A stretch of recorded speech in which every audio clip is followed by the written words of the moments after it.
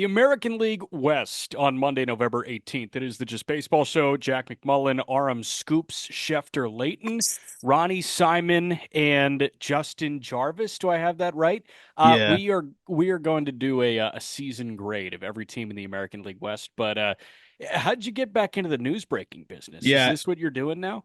Yeah. I've just been kind of walking with like my shoulders a little bit more like upright. Actually, not at all. Yeah. Actually, not at all for those that are Yeah. watching on YouTube. That was actually a horrible metaphor to use. But yeah, I've been carrying my head a little higher ever since I broke Justin Jarvis to the Oklahoma City Dodgers. Not Not it's a once in a lifetime scoop that you get to break a AAA signing. So I got to break a couple of those. It's been a whirlwind. I don't really know how to keep up with all of it. So I don't think I know they're not the Dodgers anymore, but I forgot what their new name is. Yeah. They're the Comets now. So remember No they were the way. Oklahoma City Baseball Club Didn't this even. past year. Yeah, They yeah, did yeah. they did the Commanders thing where it's like They. the time buyer instead of Washington football team was the Oklahoma City Baseball Club. And they were like sick placeholder jerseys. They just weren't the Dodger jerseys. And Yeah. now they're the Oklahoma City Comets. So Comets you is were kind of wrong. cool. So I just decided to put out a couple interesting MILB signings. I think Ronnie Simon, if you listen to the call up, we are Ronnie Simon enjoyers. Yeah. So, just classic Peter Bendix going to get a former Rays prospect. Right. But I think it's actually a good get for the Marlins. Sign him to a minor league deal, non-roster invitee. And then the Dodgers just doing what they do, right? Justin Jarvis, he was acquired in that Mark Canha deal at the 2023 deadline, Yeah. former fifth round pick. Has some intrigue to, I think, the Arsenal in terms of the fastball. It gets like 19 inches of vert from like a 5'9" release height, but the secondaries have been a little bit spotty for him. So you get a guy that just generates, plus vert and see what you can do secondaries wise. Like I thought that was a interesting pickup by the Dodgers. But yeah, I don't think I was competing with Jeff Passan for those two scoops. So it was nice to break that to the 100, people that gave a shit. Not bad. You can always take the scraps, which is great. And respectfully, like those kind of felt like scraps. Although Jarvis, correct me if I'm wrong, wasn't he a guy that really benefited from that tacked ball in the Oh Southern League? yeah. Okay. Oh yeah. But like that's why he was dominant because Yeah, then he was getting like 22 vert, but now he's getting like 19 and it's which a is legit good. 19. So that's a guy. I mean, if you can find a split, you can find something there. Like that's another project for the Dodgers that I think could be interesting. We talk about Rule 5 and minor league free agency. That stuff gets me probably a little bit too jazzed up. Rule Right. 5 deadline Tuesday to protect your prospects. So we'll be talking about that in depth on the call up. But yeah, just figured I'll dip my toes into some minor league signings. Yeah, this is the 1,201st best player in baseball right now. The Mm-hmm. top guy that was left off 30, 40-man rosters. So, yeah, that's where we're at on that front. And then Ronnie Simon, didn't you take the over 2.5 career WAR on him? Yes, I did. I'm feeling real good about it now because I think he's going to actually have a pretty prominent role at the Marlins this coming season. So Did, nice pickup by the Fish. did you place that on BetMGM? I couldn't find a line for that, but I think they'll work with us to create some unique lines. I know we've had some conversations about that, some unique promos. So maybe we can get a Ronnie Simon war bet there. Apparently, Alberto Hernandez might be on the way to Miami too. So another AAA bat. Marlins are stockpiling former Rays prospects right where you want to be. Parlay the overs on those career wars, and you can see a nice little payout in what 15 years or something when they both hang it up. So that'll be Hell yeah. great. No instant gratification on that one. Again, just baseball show as always. It's presented by BetMGM. We've got a division that was a mixed bag this year. I think we went into the 2024 season thinking that the AL West was going to be awesome, like borderline best division in baseball. It really wasn't the case this year. You had a dud from Texas, and I'm going to sympathize a little bit with Texas when we do get to them. The A's flashed a little more positive, but it was very easy to get positive after what happened in 2023. And the Angels were just abysmal. And like both teams at the top, frankly, they showed their flaws as well. This was probably the underperforming division in Major League Baseball this year. No, I would agree with that. Yeah, I think relative to expectations and everything, it's hard to say that there was a more disappointing division than what we got from the AL West because of like what you said, the expectations, right? You have the reigning champions. Again, there's a justification for it, and we'll talk about that. But you're still the reigning champions, and you take a step back. The Mariners, like you were hoping that this would be the year where you see something different. And then even the Astros, like it was they won the division. It was a good year, but like, if it requires 88 wins to win the division, which was the least by, any division by a good amount. But I mean, the next least was 92 to win the AL Central. Like it's probably a bad division, and it just relative to the expectations, right? I think we would have expected this from the AL Central, but definitely not from the West. So I would say multiple teams, really, I think were surprising. I'd say the only team that did not really disappoint relative to expectations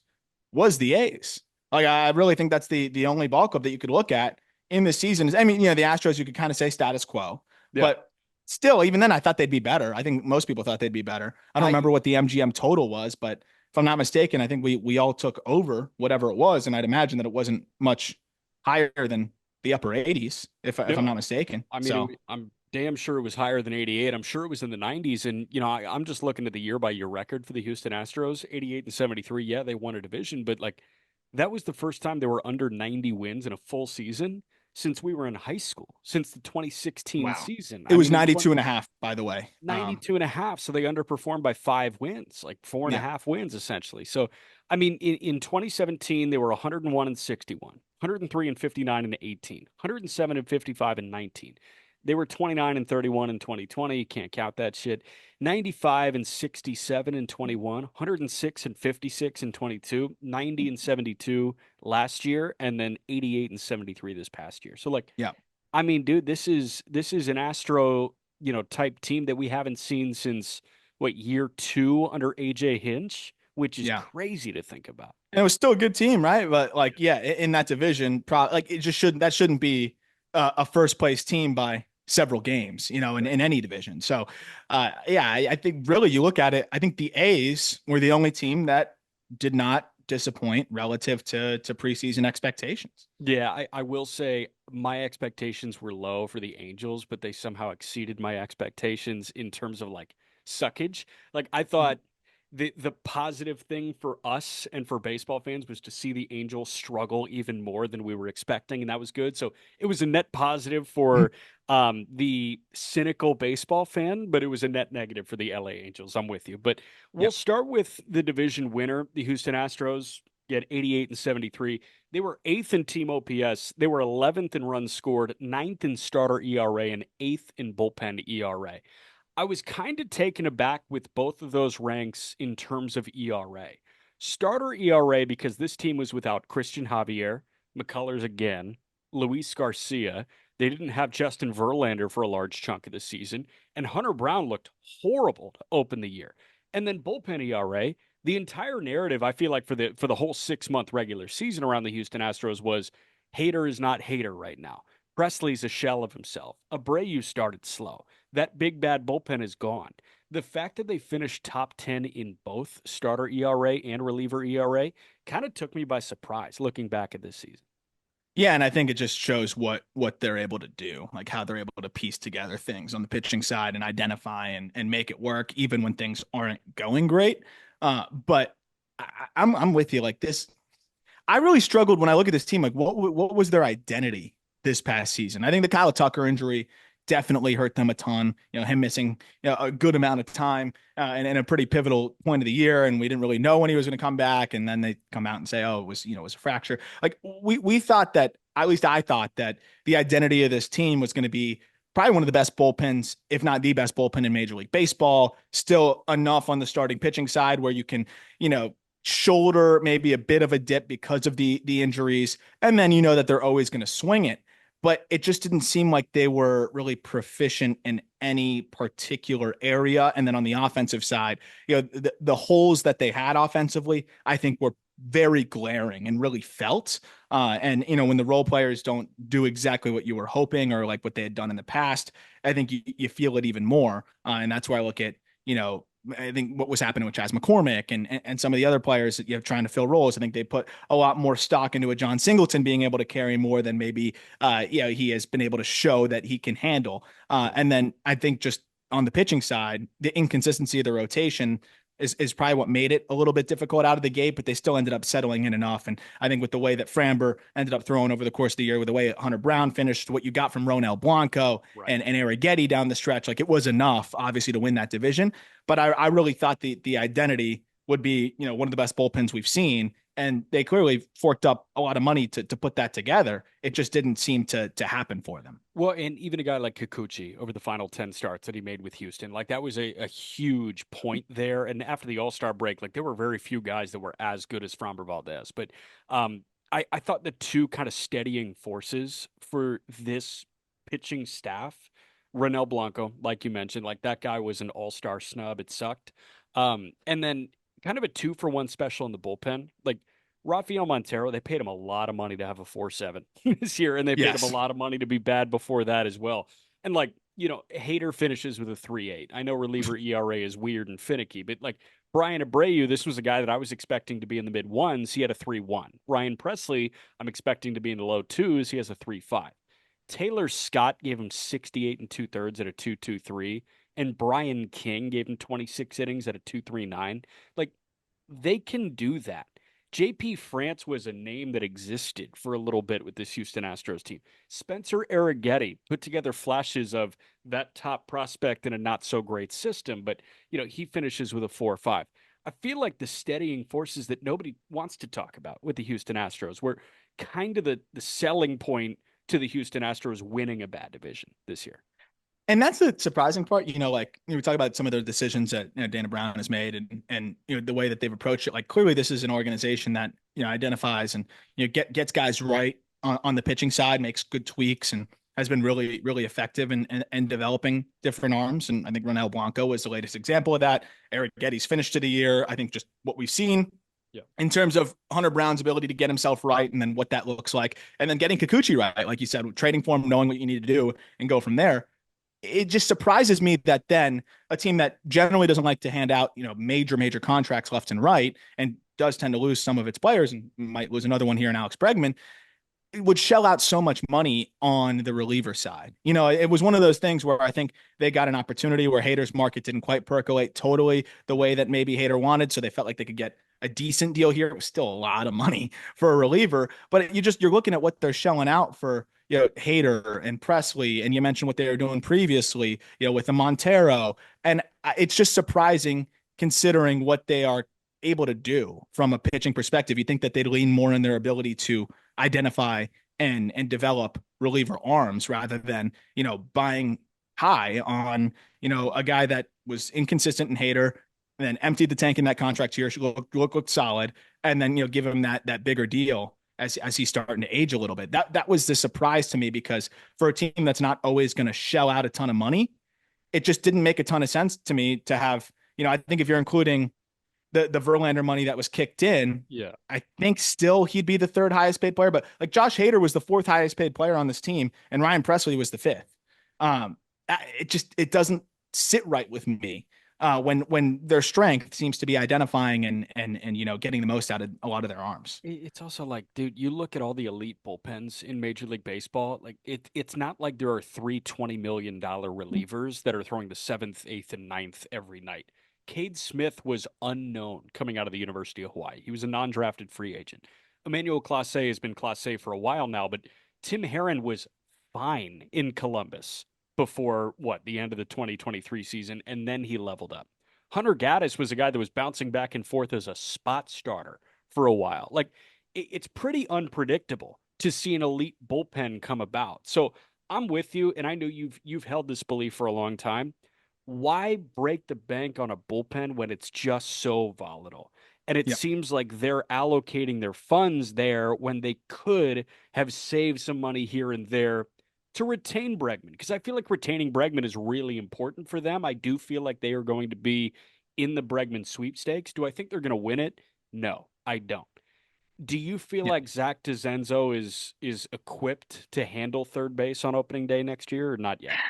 I mean, I think he could be. I think that you have to be prepared for, some adjustment period. I'm glad that he got the taste at the end of last year. I think he can be a 2 to 3 win third baseman potentially, Now, but you're putting a lot of eggs in that basket for sure. real quick, I'm trying to draw the parallel between Correa to Pena. and Bregman to DeZenzo. Like it's a steeper drop off. It feels like. Because, and what we loved about Pena, when he was coming up was, okay, even if he's not, hitting at the best of his ability, which we're seeing now, like he's going to pick it so well that, you're ultimately still going to have a solid everyday shortstop. Zenzo is, an average at best third baseman, and you really need him to hit. He's just getting better now at pulling the ball in the air. But I feel more comfortable with a guy that, okay, you're plugging in a fantastic defender who, could show you flashes of the offense, but with DeZenzo, like he's got to hit, and it's at third base, more premium offensive position, and he doesn't even give you as much defensive value there. So that's the difficult part of I think kind of shifting over and saying, oh, could this be a similar parallel? Like I don't think so because of how much higher the floor was with somebody like Jeremy Pena. I will wrap with a positive on the Houston Astros.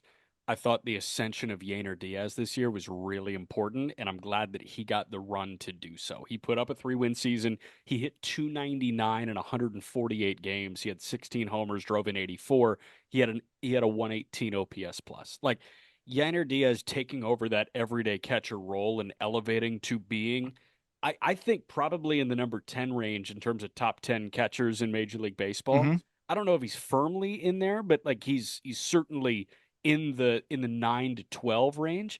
Him and then Altuve still being Altuve, dude. Like the 2020 season, he hit 295 this year. He's gonna do this forever.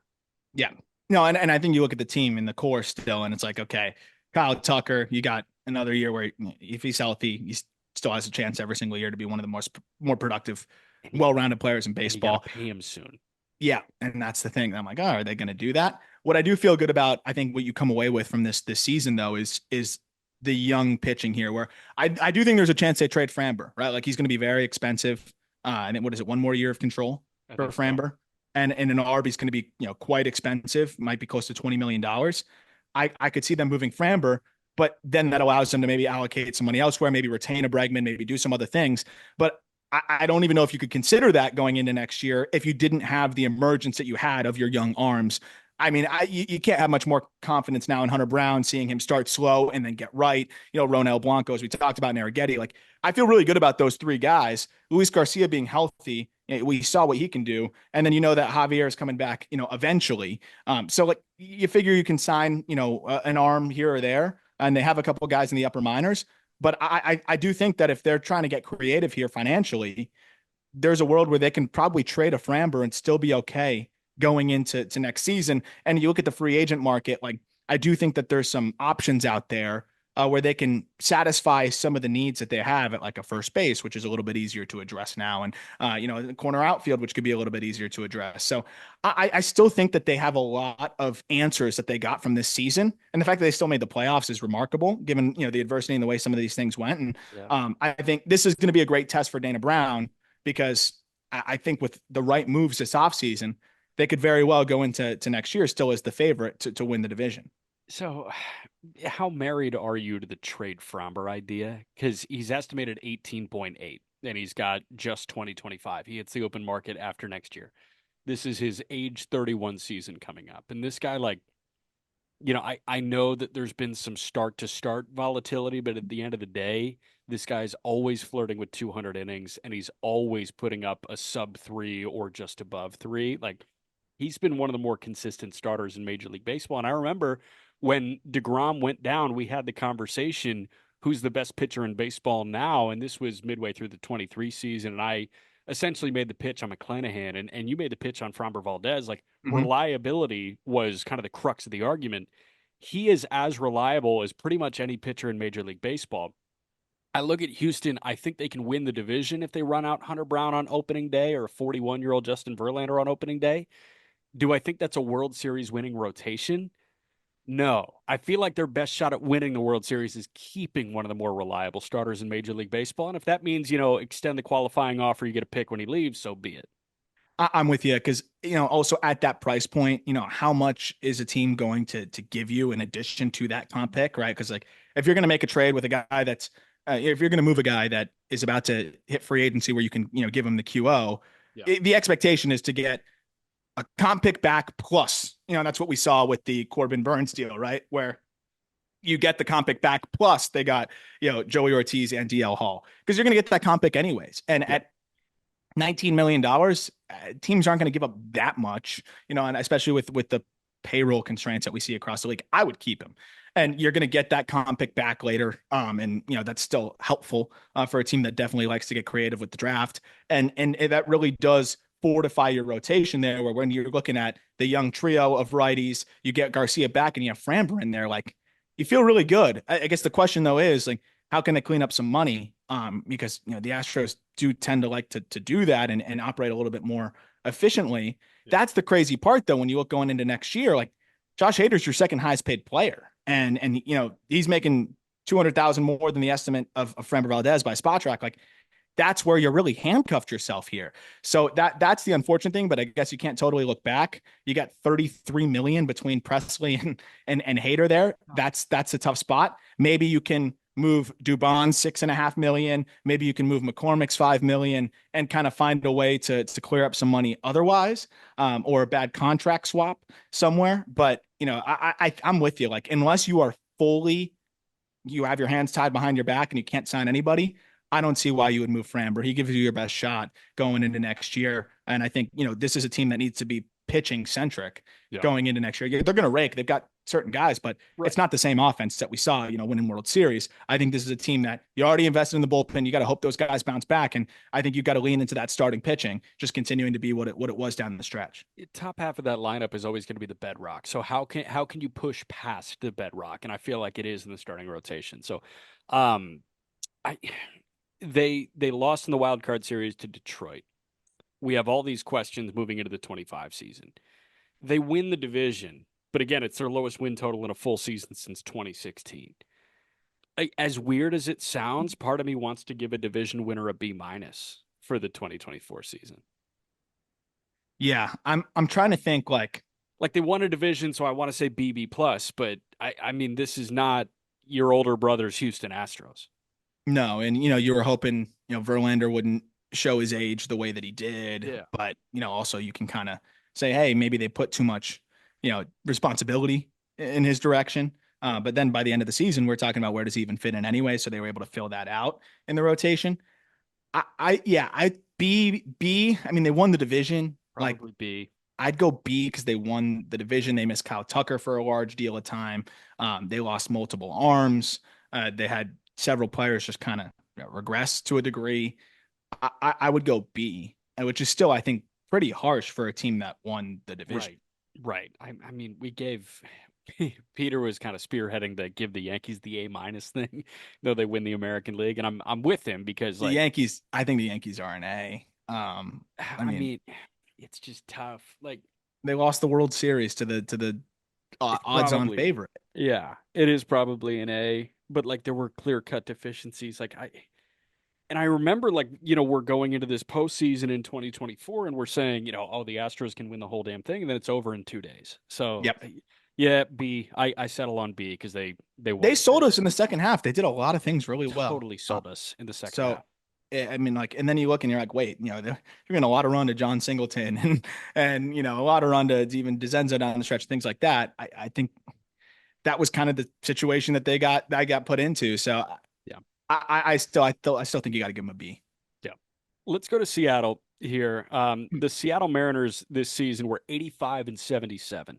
They were bottom 10 in Major League Baseball in team OPS and runs scored. They were 22nd in team OPS. They were 21st in runs scored as an offense, but they were number one in starter in ERA. They had the best rotation in Major League Baseball. They also had a top 10 bullpen. They were ninth in reliever ERA. This was a team whose offensive shortcomings were very well documented. And Julio Rodriguez's lack of consistency as a superstar across a whole season was very well documented. But their starting pitching excellence was very well documented as well. Like, that's the overarching takeaway for me. You have a borderline generational starting rotation, and they couldn't muster their way into the postseason because they just couldn't hit. And it was Yeah. really frustrating at points. I loved watching them late night because I would get home. I wanted to go to bed decently quick. I would stay up. I'd watch the Seattle starter go seven, and I'd go to bed as soon as they took that starter out, as soon as they took all-star Logan Gilbert out or George Kirby out, or Castillo out, or Bryce Miller. Like they were so fun to watch on the mound. Problem is the other half of the inning went by so quickly. Yeah. Yeah. And that's the crazy part because we knew that going in. And I think that's why it's a tough read here because we've continued to say this has been the story now for 3 years, right? So Yeah. like I think every year where they can't, and they're trying, but every year where they can't address the offense, it almost becomes compoundingly disappointing. Yeah. And that's why this year just felt like it was just you almost threw your hands up and you're just like, I mean, what are we doing? Like how are we not able to figure out how to get this offense right? And we talk about the home road splits and how hard it is to see when you're hitting there, but you play 81 games on the road too, right? And at home, you reap the rewards of that by also shutting everybody else out that hit there. You've Right. hit there more than everybody else has, so you should have a little bit more comfort. If you're the 20th offense, you probably do quite well. And so like that's the challenge. And I think that's where it's incredibly frustrating. When you look at like runs allowed per game, they were number one in Major Yep. League Baseball. ERA, they were two. Like they didn't walk anybody. The pitching staff, as you mentioned, was just absolutely dominant. And I think that makes it like all the more disappointing, especially when you get, what you got from Cal Raleigh, who just continues to be one of the best catchers in the game Yeah. from an offensive and defensive perspective. You go out and trade for Randy Arozarena, and I thought it was a great trade, but they gave up a fair amount. You get this like special performance from Victor Robles, who you extend. Like you'd imagine if all those things happen, like they would be in a good spot, yet their offense was as frustrating as ever. So my thing is, I'm with you. Like I sympathize with Seattle because it's not like they're not trying. Like they're putting effort into improving the offense every single year, and they keep throwing stuff at the wall, man. Like Colton Wong doesn't work. Let's try Jorge Polanco. Let's go trade for a Randy Arozarena. And you're right. Like they backed into a platinum glover that's a 30 homer threat every single year.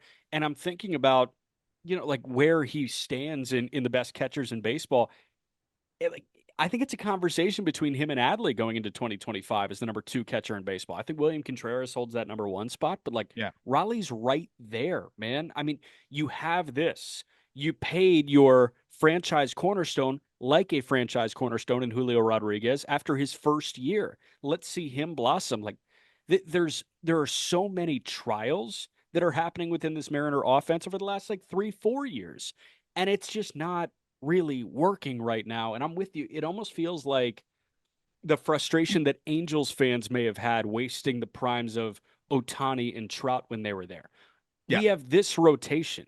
We get there, we have a shot because we can win 5 games, 1-0. We can win 4 games in a 7-game series, 1-0 or 2-1. Let's just get there. And they weren't able to get there this year, which is so frustrating. And I think some of it, like when you have this staff, maybe you push the chips forward a little bit more aggressively, right? Like instead of trying to piece together an offense by, I did like the move at the time, but like signing a Mitch Garver and, signing a couple other, like and trading for a Jorge Polanco, like guys that, flash, but have not been consistent both from an injury and, performance perspective. When you see what they've done at their best, very exciting. But the volatility there is tough. Like where I think if you go out and, spend a little bit more money or make a little bit more aggressive of a trade and get a guy that's pretty consistent, Yeah. I think you can feel better about your chances because again, they don't need to be the best offense in baseball. They don't need, these wide range of outcomes. If they can just elevate the offensive floor, they're in a much better spot. And I think the fact that the offensive floor was not any higher this year is kind of the most frustrating part of it. And just, how inconsistent it was with the pitching being what it was.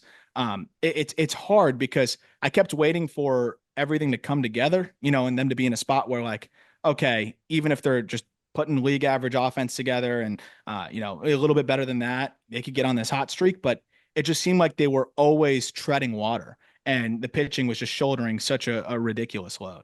Yeah. Do you want to pitch your 3-team deal now or do you want to hold it?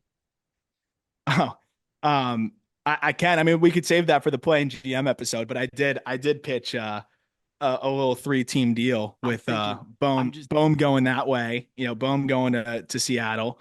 Yeah. You get Crochet going to Philly, and it allows the White Sox to just get as many prospects as possible. You could get two solid prospects, obviously from the Mariners, going to the White Sox in that deal, and then you also have the Phillies giving up, several impressive prospects to kind of fortify that package in return to get a Crochet. I think they match up really well because the Phillies don't have the best farm system, but all of a sudden they have some good pieces. But if you Yeah. don't want to give up the entire farm, orchestrate this three-team deal where you're using the value of Alec Boehm, who's still going to be able to get you two solid prospects, and just funnel that towards the Garrett Crochet deal. I think that makes all the sense in the world. But that usually doesn't mean trades happen. There's a lot more moving parts to that, I know. Part of me was thinking, save it for the playing GM episode for one of these teams and like we'll revisit it. But the thing with trades is like they could just happen at any moment. And I sent you, I was like, delirious doing the red eye thing, and I saw Phillies Nation tweet out the Mariners, White Sox, and Phillies all line up for a perfect three-team deal. And that was like 4 days removed from you sending me that, text of the three-team trade at, 11 p.m. on Which is Tuesday or whatever it was. So which is wild. I think it was it, later than that too. I think it was like 12:30 a.m. yeah, but like I mean it's really interesting. So what you have now, and I'm curious if you would tinker with it at all, like once we lay out, what's going where in a vacuum. You've got the Phillies acquiring Crochet, the Mariners acquiring Bohm, and the White Sox getting from Philly Eduardo Taiz, the catching prospect, Justin Crawford, the outfield prospect, Mick Abel, the right-handed pitcher, and then from Seattle they'd be getting Ty Pete and Michael Arroyo. So Seattle would essentially be getting Alec Boehm for Ty Pete and Michael Arroyo, which makes Yeah, a lot of sense because a lot of Arroyo sense. had a 900 OPS. Like Boehm is a guy that we already know is on the block, which inherently decreases his value. I think that lines up perfectly. The White Sox would be moving Crochet and in turn getting all those prospects. Yeah. The only thing that I feel like could be a little bit of an overpay is the Phillies acquiring Crochet for Bohm, Taiz, Crawford, Abel. Yeah. Do you think that's Yeah. the price of Crochet? Well, I think it seems like the White Sox very much want to get that that top prospect, and it's just so hard to acquire those 60 future value prospects nowadays. We were talking about it in the staff chat, like they just don't get moved much anymore. Right. So I think you got to go quantity over just quality in a vacuum. Yeah. But I mean, I really like Taiz. I think it's more of a testament to I think where McAble's at, where his value is kind of down a bit. He also requires a 40-man spot, so that maybe hits his value a little bit. Yeah. And them being a little bit further off, like I think that's the price to pay to keep on to hang on to an Andrew Painter and an Aiden Aiden Miller. Miller. Where Yeah. sometimes, yeah, it seems like a lot to give up, but sometimes you got to give up more because it almost gets pitted against you, where it's Yeah. like, hey, we want one of your two dogs. Like we want one of Painter or Miller. And it's like, no, we can't do that. It's like, all right, then you better make it worth my while. Like, Yeah. and I think that's the best way to do it is just with the volume there, because those are a bunch of guys that I think have high probability, of being a big leaguer one way or another. And a couple guys that have all-star upside, but it's not the consensus top 50 prospects or top really 30 prospects. I think that Miller and Painter have become. It's like 2K where you keep on slapping in your 2028, 2029 first round picks. And it's like, I just need Lowry Markkinen on my just team. just a I little need to bit push stretch the it. interest a little bit higher. But I mean, volume wise, I mean that's a ridiculous haul of position player prospects, and then a buy low on a guy in McAble who's still supremely talented. So like that would be a really, really, really good haul for the White Sox, and I think would instantly propel them into one of the best farm systems in baseball. But I have one quick question on the Mariners front because like I'm looking Yes. at the way they finished. WRC plus a little misleading because obviously everybody hit so terribly in Seattle that like Right. Right. the numbers will kind of get bolstered a bit. But when you look at like what they did down the stretch, even just by WOBA, they were in the second half 12th in WOBA. Um, you'd think that would be enough I to think so. play better in terms of like win loss output. Like that's where I'm a little bit confused because like yes, the offense was consistently disappointing, and I feel like whatever cumulative numbers you look at won't fully tell the story because there were just so many games. I know you can speak to it where it was just like, dude, they can't score, they can't score, they can't score, Yeah. and then I think other games they just run it up and it would kind of make the numbers look better cumulatively, but like. I still, even with the numbers where they were at, you'd think that it would be a little bit better, like in terms of their record. Like, I honestly expected the second half offensive numbers to be worse. I mean, over the final 64 games, Seattle hit 232, 327, 389. Again, it's not great, but it's not as putrid as maybe I was expecting. I mean, only 17 teams. So actually, looking at it from this lens, you had 8 teams with a WOBA below 300. And I mean, Seattle was nowhere near that. They were at 316, and they were in the second half just behind the Red Sox, who were one of the better offenses through a lot of the year. So that's the part that kind of does surprise me. And I know that's bolstered by the fact that they walked a ton, Yeah. and maybe that was part of the issue. They walked a lot. They struck out more than anybody besides maybe the Giants and the Rockies, if I'm not mistaken. So like that could be part of it. Yeah. It might have just been the ability to manufacture runs, and things may have been more difficult for them because a lot of their cumulative offensive numbers were bolstered by walking a ton. But I was expecting the offense to be worse in terms of the numbers when you look at how frustrating things were for them at points. So it's funny, like, you mentioned Woba, and I love the point, but as weird as it sounds, it always just comes back to runs scored. It's like you're just not going to score that many runs. I'm looking at runners in scoring position. They were 23rd in Major League Baseball hitting with runners in scoring position. They hit 238 as a team this year with runners in scoring position, and they had the ninth most strikeouts with runners in scoring position. Like they just weren't playing That's the problem. situational baseball as well as the majority of teams in Major League Baseball. Like they were bottom 10 in both of those categories. You get on base, that's awesome. You got to get in. Like you have to touch home plate to win baseball games. And like they just weren't doing that enough. As simple analysis as that could possibly sound. No, I think that really is what it boils down to, right? And when you're punching out 27% of the time, yeah, it's going to be hard to come up with runs in those spots. And I think, yeah, situationally, that must have ultimately been, the biggest challenge for them.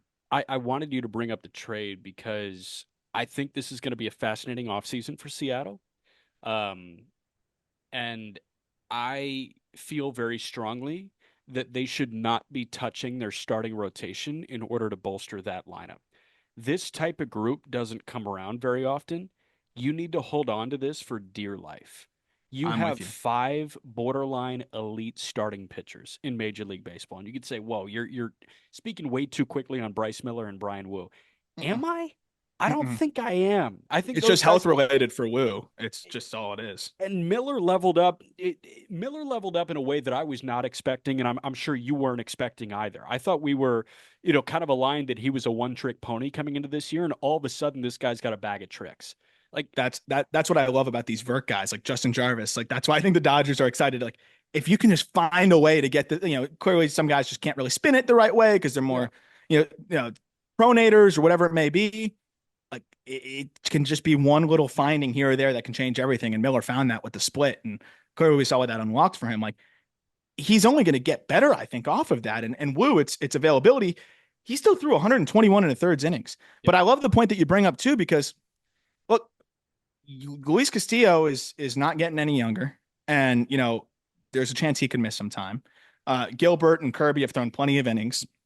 We just talked about Woo and the tendency to get hurt and just kind of get pulled from games early or whatever. He hasn't missed a ton of time, but one injury, then all of a sudden you're plugging in a prospect arm maybe, or like Emerson Hancock again, or maybe you're hoping that one of the other younger guys that have been kind of performing in the system, can make that leap. But the point being, you're going to the well if one guy gets hurt. So if you're trading from those five, you're already putting yourself at a spot where then one injury, all of a sudden you're down to like three guys. yeah, So I agree. I think you got to lean into that strength.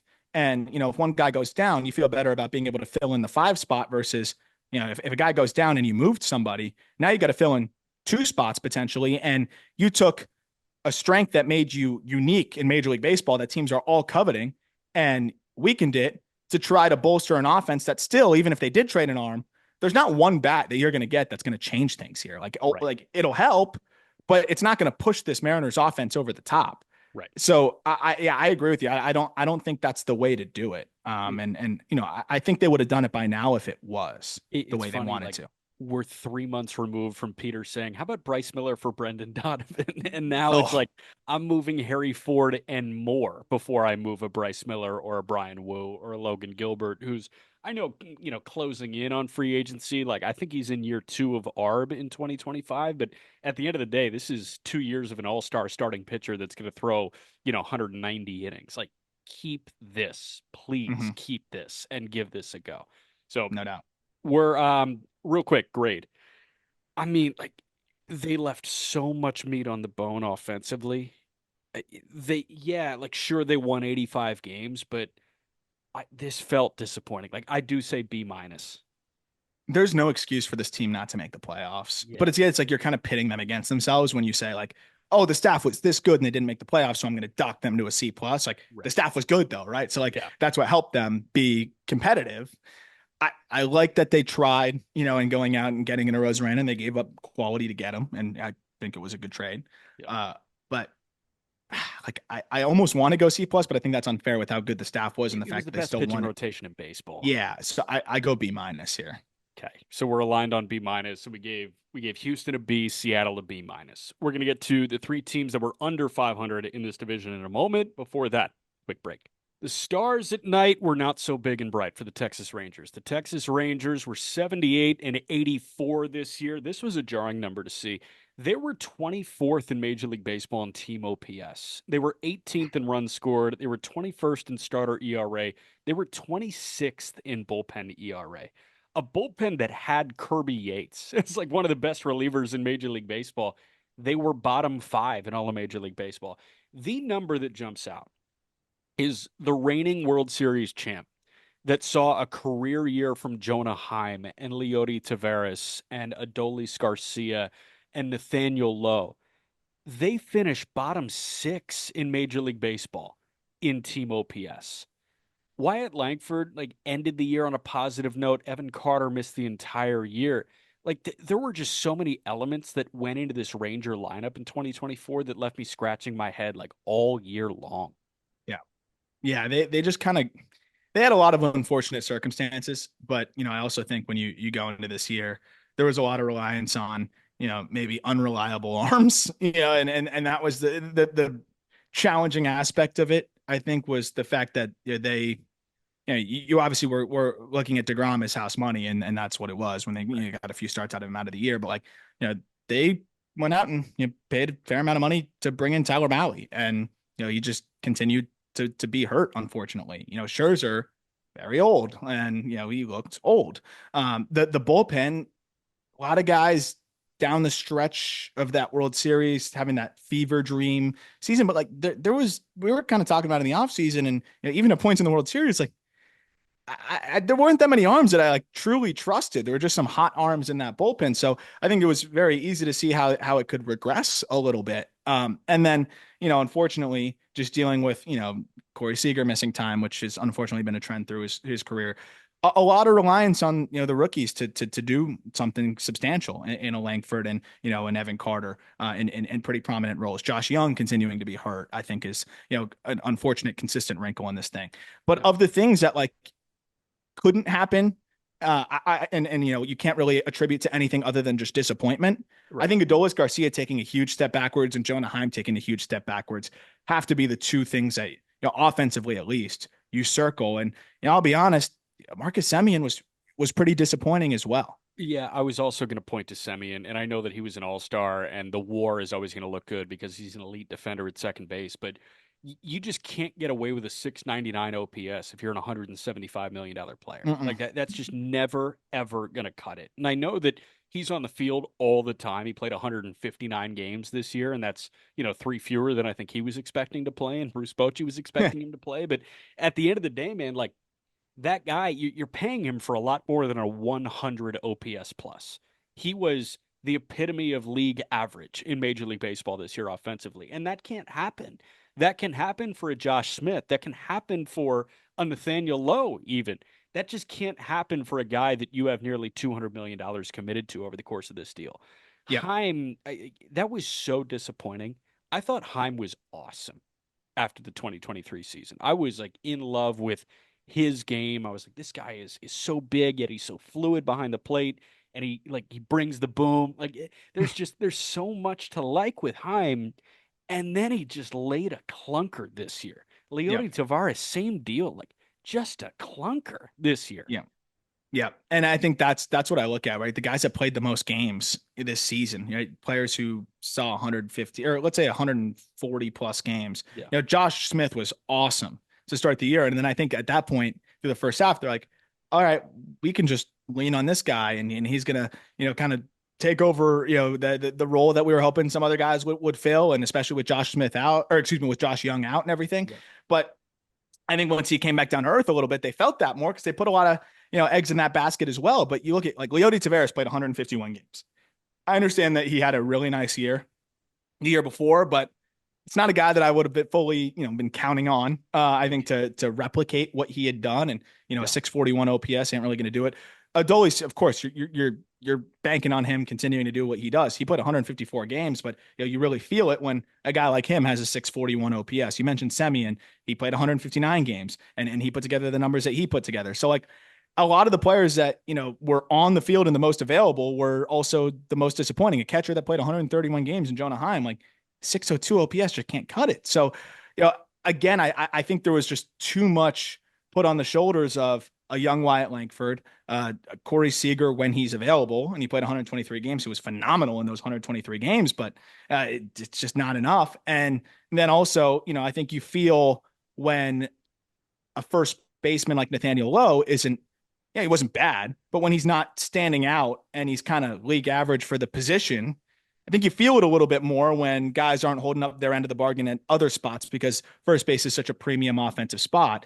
And the Rangers can't be 23rd in slugging.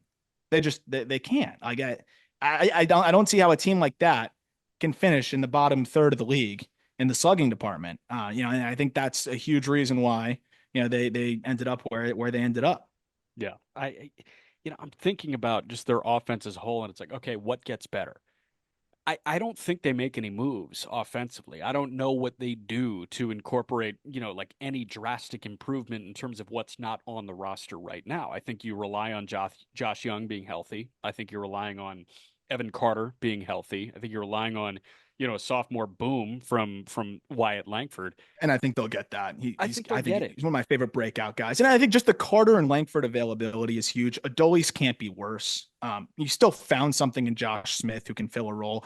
I think Ezekiel Duran, obviously, just continuing the struggles from the second half of last year was definitely disappointing.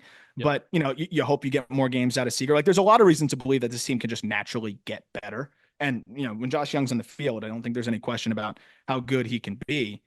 But I do wonder if they shake some minor things up, right? Like is it worth exploring maybe a better option at first base than Nathaniel Lowe? Like maybe that's an area where they could adjust slightly. But other than that, no, I agree. I don't think they change much here. Other than again, you don't really need Tavares now to be an everyday guy. I think the goal was for Tavares not to play as many games as he Yeah. did because you have an Evan Carter, but Right. unfortunately Carter was hurt. So now naturally you have that upgrade built in over Tavares. That's why I think a lot of it is circumstantial, and that's why I want to cut them a little bit of slack. Yeah. But I think you got to hope that Heim bounces back. You got to hope that Adolis bounces back, and I don't think they're in a position to really do anything other than hope there. I think the only area where you can maybe make an adjustment is that first base spot offensively. Probably. And even then, like, are they going to be in the pool that's willing to pay top dollar for Christian Walker? Because he is probably going to garner top dollar. Is it, like Nathaniel Lowe is a better option than a lot of these first basemen that are hitting the open market this year, aside from Walker, I think. Like, if you play the hypothetical game and Lowe is on the open market as well, he's probably the second highest valued first baseman that's in this free agent class, which is just like, it's kind of an indictment on the free agent class at first Yeah, base. no, So no doubt, no doubt, and I think, but I ultimately the offense, like you hope that it would carry them. I do think though the bullpen being as bad as it was ultimately was the kiss of death, though, right? I mean, yeah, it just seemed to be like almost impossible to overcome that. Like the rotation wasn't great. They're 20th in starting pitcher ERA. When you're 27th in reliever ERA, like you said, even with that incredible year that they got from Kirby Yates, like who else were you really relying on out of that bullpen? Uh, nobody. like David Robertson, like you got some special stuff from him, but like He's 39. yeah, like that was it, right? Who else were you really relying on out of that Nobody pen? like Jacob Latz had a 3.7 in 43 innings. Urania was like a swingman for them that was okay. Like, it's just bizarre. Spores didn't throw the whole year. They need to pay warm bodies. And I think they need at least one warm body in the rotation, and they need several warm bodies in that bullpen. I'm just looking at, like what they owe a lot of these guys. Like, DeGrom's going to make 40 this year. You hope DeGrom can make it through the whole year. You're not banking on DeGrom making it through the whole year because, frankly, he hasn't in a very long time. Tyler Malley coming off of elbow surgery. Like, you're a little worried about that guy lasting an entirety of a season. John Gray, at this point, you're probably a little worried about a 33-year-old John Gray making it through the entirety of a season. And then you're relying on Jack Leiter in his first full season of Major League Baseball, Kumar Rocker in his first full season of Major League Baseball, Roansy Contreras, who you just grabbed in the DFA cycle, Dane Dunning, who like it looked like a DFA candidate for a while, and he's going to make 5.1. That's the ARB estimate this year, which is crazy. Yeah. And then in this bullpen, man, like Spores, and then who? Mark Church, Cody Yeah. Bradford as a swingman. Like it's bizarre. I wonder if Leiter ends up being a guy that maybe they float to the bullpen just because of how good the fastball and slider can be, and Yeah. just you put him in a higher leverage role. He could dominate there, but like they have so much that they need to make up on the bullpen side, and I think that's what makes this season even more disappointing for me. Is like what were they fully expecting? Old staff and then a weak bullpen. Like usually you try to leverage better bullpen or whatever it may be. So that's where it was like, okay, the writing was a little bit on the wall there, but you still thought it would be better than it was. They got a lot to figure out, and it is very helpful that Rocker is emerged the way that he has, and you still hope that Leiter can grab a rotation spot there. They have a lot of fun arms in the minors. We talked about that on the call up, and guys that are getting closer to the upper minors, but not guys that I think you could fully count on. I think they're going to have to be creative this offseason, especially if they're reportedly not upping the payroll. Like I think last year exposed a lot of like deficiencies and things that they need to figure out. So I think they're going to be one of the more fascinating teams to monitor this offseason. I think so too. I mean, obviously, one of the disappointments of the Major League Baseball season. You mentioned a lot of unfortunate circumstances went into that. Again, like I'm skewing positively for some reason. Like my subconscious is like, oh, I feel bad. I want to give him a C. You can't. It's a D season. Like it's a D or a D minus season. I don't think I it's an F because you had to deal with so many injuries, but it feels like a D. I think it's a D because again, like their rotation was so old. Right? You're relying on double TJ Nathan Eovaldi, who was one of their best guys. Right? You're relying on Andrew Heaney, who's been one of the more up and down guys in Major League Baseball over the last few years. And you mentioned Gray and et cetera. Like Dane Dunning made way too many appearances of importance. Like I think you got to give it a D. They didn't put themselves in a position to be able to sustain. I think even half the blow. If they got half the blows that they got, I Yeah. still think that it would have been extremely disappointing. Like I think they were in a spot where like everyone had to be healthy, everything had to go right, and that just doesn't happen very often. They won the World Series when it did, and we saw what happened when it didn't. And it's funny because I don't think we were saying that before the season. I don't think we would have looked at this Rangers roster and be like, everything needs to go right for Texas to be in the same spot as they were in 23. I think we looked at this and it's like, they're loaded. They could be considered one of the favorites to win this thing again. And Yeah. then shit hit the fan so quick and it came out of nowhere. Like it blindsided me. Yeah, and I think that's part of it. But you look at the over under win total going into the year, I think it was like 90 and a half or something like Yeah. that. And they were a far cry off of that. So yeah, maybe we overlooked the bullpen and the starting pitching situation a little bit. Yeah. Because with the benefit of hindsight, you can kind of see how it would go that way. Yeah, but you got gold colored glasses after that, World Series championship. So I understand how we could overlook that. Hmm. A team that is, I think, gonna get a pretty high mark here is the Oakland A's, and now just Athletics ATH is the abbreviation. I'm still gonna write OAK. The Oakland A's finished 69 and 93 in their final year in Northern California. They were 20th in team OPS. They were 26th in runs scored. They were 26th in starter ERA. They were 13th in bullpen ERA. I rattle off those numbers. They're bottom 10 in Major League Baseball and probably the three most pertinent numbers that we've got there. Yet we're coming away from this season saying this was a lot more successful than we were thinking.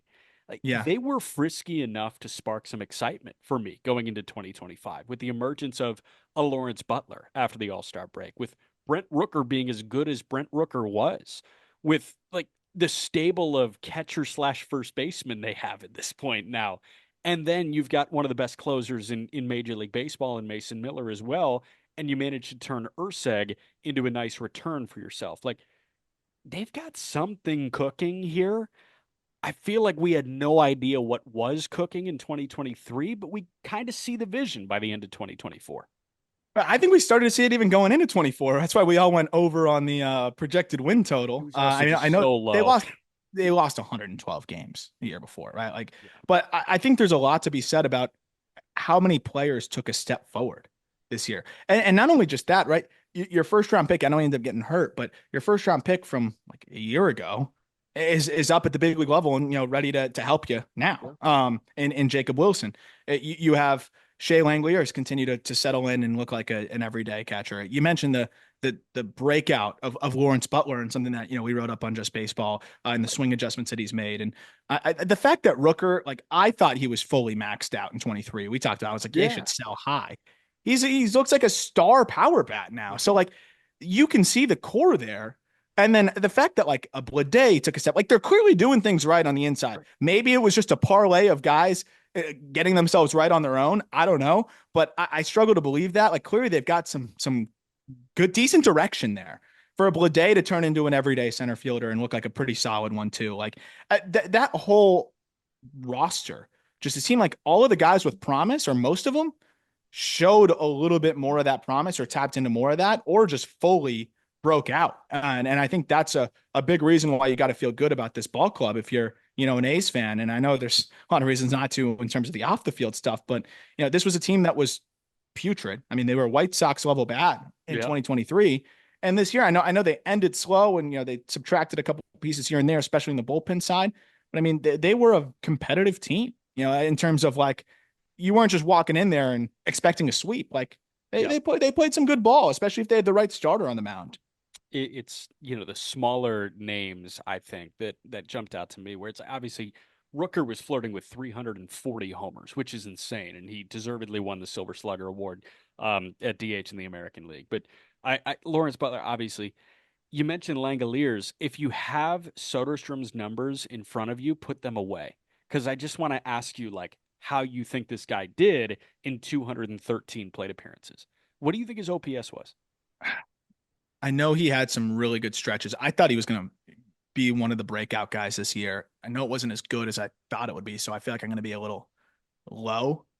I want to say it was like 700, is a 695, 700. Dude, it was a 743. He Yeah, had a that's not bad. 114 OPS plus, and this guy Cade, I think it was 24% of the time, 25% of the time, and he walked 9.5% of the time.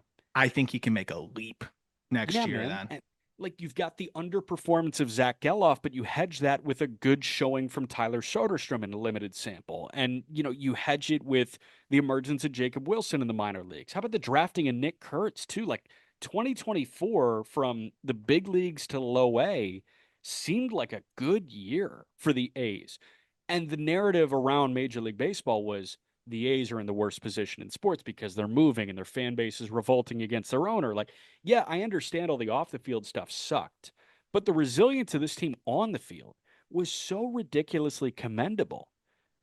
Like, And you can finally wow. see a core. You Yeah. can finally see the core, right? Like if they decide to hold on to Mason Miller now too, like that's a guy that obviously you instantly have one of the best relievers in baseball. I agree with their decision to cash in on Urseg. We're writing up the A's top prospects actually and doing an episode on that on the call up this week. Yeah. Mason Barnett, who they got back, I actually think can be a rotation piece for them as soon as next year Yeah. and could be a solid four. So like they needed to get some pieces and they got pieces, but like that's the other side of it. Like if they didn't sell, and again, they should have sold at the end, like if you hold on to a Blackbird and you hold on to an Urseg and some of the other pieces, like they probably win 74, 75 games. And it's like, that's pretty respectable. Yeah. I think the fact that the bullpen did what it did, the fact that the offense wasn't a total disaster, is all encouraging things. And I think when you look at teams in these positions, you got to be able to start to Sharpie guys in, right? Like when you look at roster resource, and I feel like a lot of these rebuilding teams, it's like they're put in light pencil because you know that they're kind of placeholders and things like that. At a certain point in the rebuild, year 2, year 3, you got to be able to start sharpieing guys in and say this is a part of our future. And I think you can do that now with a handful of guys that you were not able to do that even as recently as last year. So like from that lens, feel really good about where they're at. That said, they still really got to figure out the starting pitching thing. I know they're going to get some pieces back. That's the one area where I just think they continue to whiff. Like in the trade returns, some of the players that get back, like I don't totally understand some of the pitchers that they target. I did like again getting Barnett, but like they are going to get Ken Waldichuk back next year at some point. They are going to get a couple other arms potentially back, but that's the one area where like I'm not going to be fully bullish on this ball club until they get some better starting pitching options into the fold there. It just sucks because the off the field stuff has certainly hindered them in the free agent market. There are a Mm-hmm. lot of pitchers that are going to get 1 year deals. And if you have the choice between going to Sacramento and elsewhere, I know what these guys are choosing. And it sucks for them. Like David Forst is going to be working with two hands tied behind his back. And that's brutal. But tell you what, I think he's one of the better minds in Major League Baseball, for being totally honest. Like Oakland always has one of those guys, and it was Billy Bean Yep. for a long time. They made a movie about him. Brad Pitt was in it, and now it's David Forrest. And like, they're probably not going to make a movie about him, but he makes pretty good moves between the Yep. markets, man. No doubt about it. And I'm very fascinated to see how they approach that because I think you can see this young group here, and you can see some of the help that's on the way, and a couple arms here and there, and all of a sudden this is a team that can compete a little bit. And I think you can see definitely the vision of where they could be by the time they're ready to go to Vegas or wherever. But the other thing that I like is you have a Max Muncy, recent first Yeah. round pick that I think could pick up where Geloff left off and actually end up being a better option at second base as soon as this coming season. He would have debuted earlier if he didn't get hurt. Had a great year when he did play in AAA. Like they've got other pieces on the way, and I'm really excited to see a full season of a Jacob Wilson as well. And Darryl Arnaez was hurt, and it was a lost year for him. I still think he can be an interesting infielder. Like they've got young pieces that still could break out next year as well, in addition to Soderstrom. So I think they're in a good spot if they can find a way to address the pitching. Well, and dude, they had some other guys too, like a Henry Bolte had a hell of a year in high Mm-hmm. A this year, and like a Colby Thomas performed well this year. They have pieces that can plug and play. Anthony Maldonado, by the way, they picked up. I totally missed that Oakland grabbed Yep. Anthony Maldonado, which is fun as a bullpen arm. How far away do you feel like Luis Morales is? All-Star break or not in 2025? I think they're going to push him pretty quickly. Okay. I think All-Star break. And that's a guy that, I mean, it's all about the command. Morales is top 100 prospect for us, Yeah. plus fastball, plus changeup, and a breaking ball that flashes. But like it could be 3+ pitches here. If the command's average, he's in a good spot. That's a guy that I don't think they're going to waste any bullets in AAA. And I think he Nope. could be up by midway through the season. That gives them a ton of upside in that rotation, too. And he joins a team that will have Kurtz on it by the time he gets up there. And I mean, all the guys that we mentioned, that's really Gunnar nice. Hoglund wasn't bad in the upper minors either. He's healthy finally. That could be a back end of the rotation arm. Yeah. Like they finally have some irons in the fire there at least. Like, I don't know. I don't want to say B, but like B minus. I think relative to the expectations and the way everything went, yeah. I And it's mean, all they relative to expectations. Yeah. they sold, bolstered the farm system still a little bit more, but held on to the core young pieces. And again, you can sharpie in a handful of guys now. Yeah, I think you got to go B minus. Yeah. It's crazy that Oakland and Seattle got the same grade here, but it's all relative to expectations, man. And Mm-hmm. the end of the day, they drastically outperformed their expectations, and I think that pushes into a B minus. It would have been a Yep. B if there wasn't that clear deficiency in the rotation, but that's what we've got. Last and least, unfortunately, is the Los Angeles Angels. And before I give you the team numbers, I'm just going to say they're as stuck as any team that I've seen in my baseball life. Like this farm system is so bad. They have so much money committed to guys that can't stay on the field right now.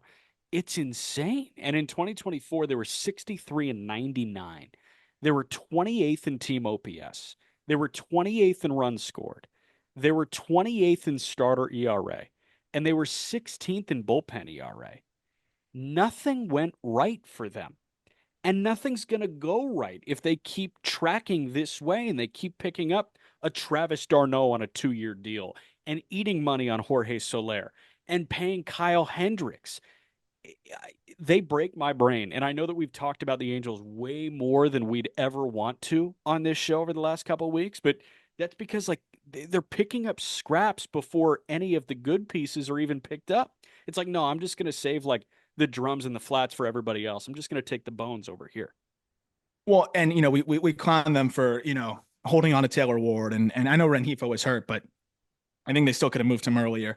And now you have them going in next year. Like, are those guys that are gonna now with the addition of Jorge Soler and Travis d'Arnaud and a healthy, hopefully Mike Trout, like is that going to push you over the top? Like, it's so weird how they'd prefer to be stuck at 65 to 70 wins than to be at 60 wins for a year or two and actually have an influx of young talent.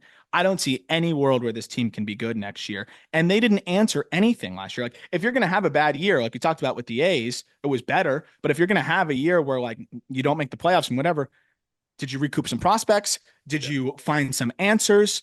At least one of the two.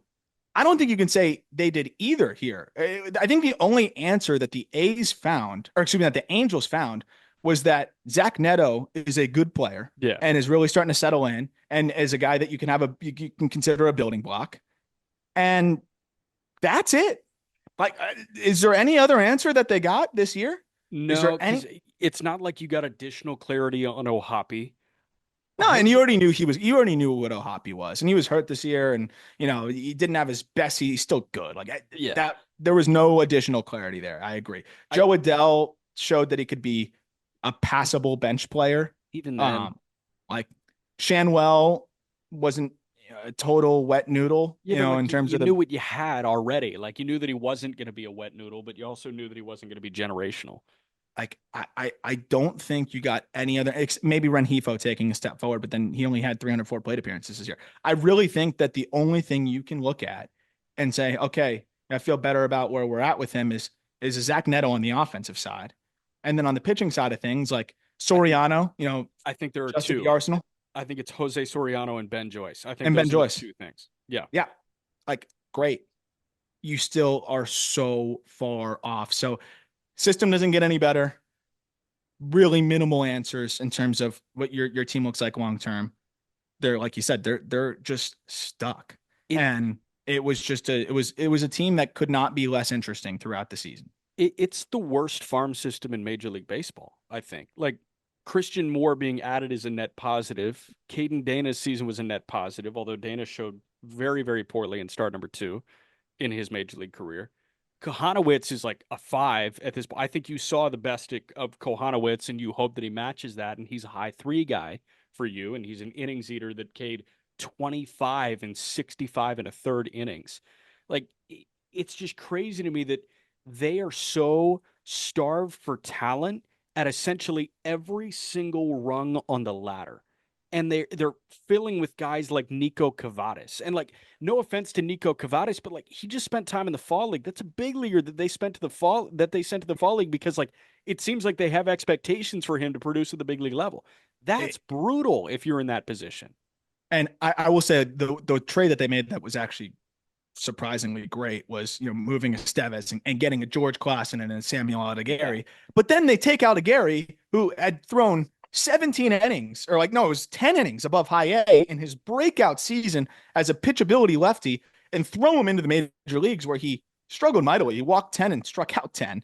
Klassen is a guy that I still think profiles best as like an elite reliever. Yeah. And that's probably what he'll be. So like, yeah, it was the one move that you made, the most, no brainer, cashing on a reliever. You got some pieces there. I think you disrupted a lot of momentum without a Gary. And then, Klassen, again, it was a good get for them, but it's still, if not the worst, one of the worst farm systems in baseball. And one of the prospects that they acquire, they throw into the fire and just watch him kind of struggle. And I just don't think you can either pencil either Gary or Klassen into the equation next year. So it's like, what is better off for them going into this season? And what did they gain from last season? I think they gained a couple decent prospects, so that helps a little bit. Still one of the worst systems in baseball, and they still don't have any answers really. So I think this is as bad and disappointing of a season as really anyone, because you didn't make any progress as an organization. Like it's one thing to fail on the field. Yeah. It's another thing to make zero progress as an organization, really in any capacity. I just like they're the Wizards, man. Like I feel horrible because there's nothing there that's positive, and you've got Trout who's essentially like, a shell of himself right now. And I hope Trout's awesome next year. If Trout's awesome, this is a 70-win team.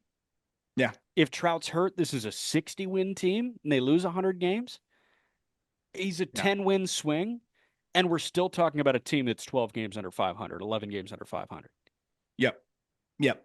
And I mean, and also just to add to it, like in a year where you are not competing whatsoever, you still mess with Reed Detmers. And, I guess the gain that the organization had there by sending him to AAA, they get another year of control here, right? And they're able to prevent him from Super 2 status, right? Yeah. Like by like 10 days or something like Yeah. that. By like Like less than 2 weeks.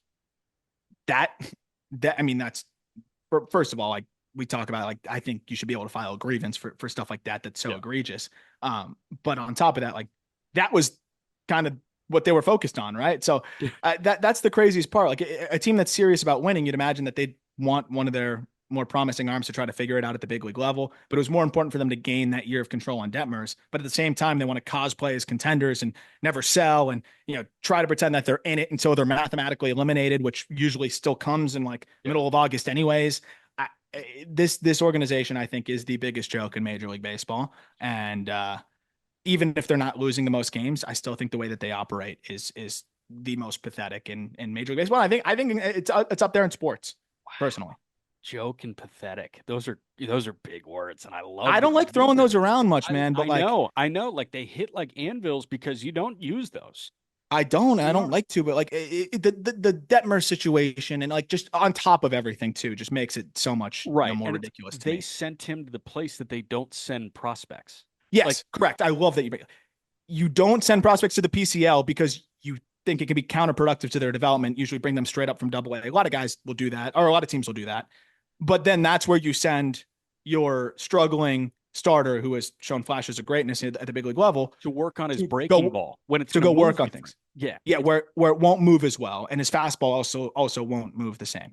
Makes a lot of sense. it's crazy. I like that you use those two words because I mean, dude, like this was as big of a joke of a season as we had in Major League Baseball, and I don't I think I would go as far to say is like I consider them a near lock to finish with a bottom two record in Major League Baseball. It's probably them and the White Sox again, just because the White Sox are so far off from even 500 at this point. But I'm going to be more encouraged by the White Sox at the end of the 25 season than I am the Angels. If I could, if I'm playing franchise mode and I can take over one organization, I'm taking over the White Sox before the Angels, and not even blinking, I'm not taking over even the thinking A's twice. before the Angels.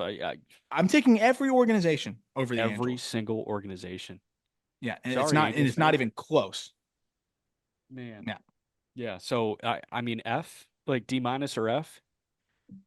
Why don't I've always wondered why there was never an F plus, because I feel like that would have helped me a little bit through school. Yeah. Um, yeah, C's get I'll go degrees, D F's minus. don't. I'll go D minus. Yeah, D minus. Because Like they got some prospects back. Like that was a good trade. Neto made them a non-fail. Neto was awesome, and I'm continue to say it on the show. Like I think he's one of the more underrated players in baseball. They have a Soriano, shortstop and a closer. Yeah, they have a shortstop, a closer, and one starting pitcher. Like that probably saves you from utter failure. yep, yep. So I'll give them the D minus. Yeah, D minus F plus. If you like this on YouTube, be sure to subscribe. Do all that stuff. Get everything, merch, all that. Every link you need is in the episode description. We've got, I think, NL East. I don't think we're snaking it. I think we go NL East, and we're going to wrap with the World Series winners in the NL West. So we'll be back on Wednesday to do the National League East, and we'll talk to you guys then.